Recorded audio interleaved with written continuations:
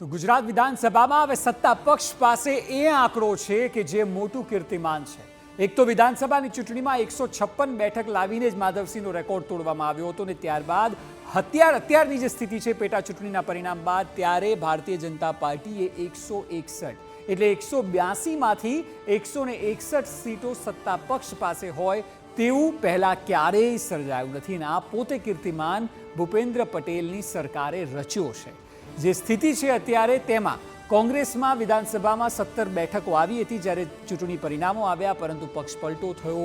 ત્યારબાદ કોંગ્રેસ જ્યારે પેટા ચૂંટણીમાં હારી ગઈ ત્યારે તેનું સંખ્યાબળ ઘટી ગયું અને 13 પર આવી ગયું। આપણે બિગ વોલ પર પિક્ચર બતાવીએ કે આખરે અન્ય પક્ષો સાથેની સ્થિતિ ગુજરાત વિધાનસભાની શું છે।